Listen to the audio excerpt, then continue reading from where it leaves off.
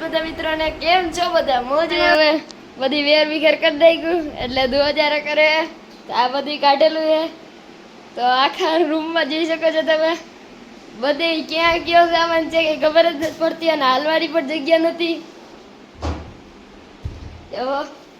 હોલથી લઈને કિચન સુધી આખામાં વાસણ ને ડબરા ને બધું જ છે પર મારી દીદી મંકી બનીને જો ગઈ હર્ષાવાસી કામ કરે છે અને મમ્મા કામ કરે છે અને ઉપર દીદી મંકી બની ગઈ હાલો મંકી બેન એની ઉપર પણ જગ્યા ક્યાંય છે નહીં અને આ છે આપણું ગાર્ડન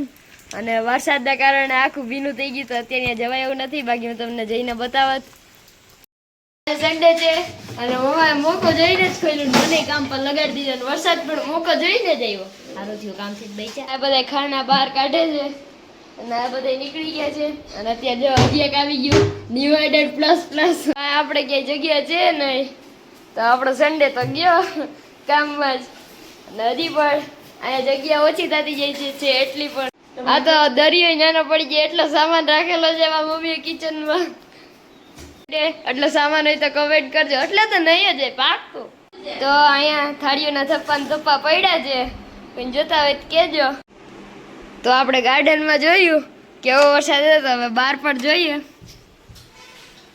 તો બહાર પણ ખૂબ જ વરસાદ છે જોઈ શકો છો તમે બહાર પણ ખૂબ જ વરસાદ છે બધા લંચ બોક્સ મમ્મીએ ભેગા કર્યા છે રોજ ન્યુ લઈ જાઉં છું તો હું તમને બ્લોગમાં બતાવીશ કે રોજ હું શું લઈ જાઉં આ બોક્સ પડ્યા આ બધી ટાંકી પડી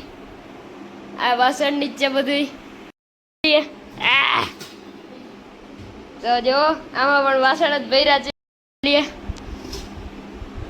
તો આમાં પણ વાસણ જ છે તો આ બધી ખાના તો હજી બાકી જ છે ખાલી માળિયાનો જ સામાન જ ઉતાર્યો તો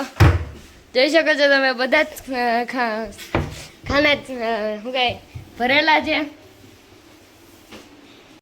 અને માઇક્રોવેવની ઉપર પણ જો ઈ જ છે બધી સામાન ઓવનના નીચેના ખાનામાં પણ બધે મસાલાની જ છે આ બધા ખાનામાંથી નકરી ધૂળ જ નીકળે છે અત્યારે તો આ એક ઓવન અને માઇક્રોવેવ છે તો પણ આ ટોસ્ટર લીધેલું છે અને એક આ મિક્સર અને હજી એક પણ મિક્સર છે તો મમ્મા આટલો બધો સામાનનો તમે શું કરવાના છો જોયું અને એક જાદુ બતાવું આ જોવો હજી એક પિક્ચર તો આપણે જાદુ મંતર બની ગયા ભૈરે જ રાખીએ આટલો સામાન શું કરતો હોય છે મમ્માને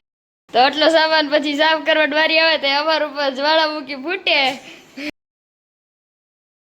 ગાડીઓને બધા પેકિંગ કરીને મૂકે છે તમે કઈ મૂકો છો આ રીતે મને કોમેન્ટ કરજો તો અહીંયા બધે થાળીઓના થપ્પા છે જોઈ શકો છો તમે આ બધી પેક થયેલી થાળીઓ છે અને ડટલોસ આવી ગયા મૂકે છે બધી પેકિંગ થયેલા ડીશ ને બધી થાળીને એક થપ્પા આવી ગયા આ જોઈ શકો છો તમે તો જોઈ શકો છો તમે આ બધી થાળીઓ છે રંગબેરંગી બોક્સ છે જોઈ શકો છો તમે અને આ માળિયું છે આપણું તો હવે ખોલીએ માળિયું તો આ બીજું માળિયું છે જોઈ શકો છો તમે તો ભડાભડી થઈ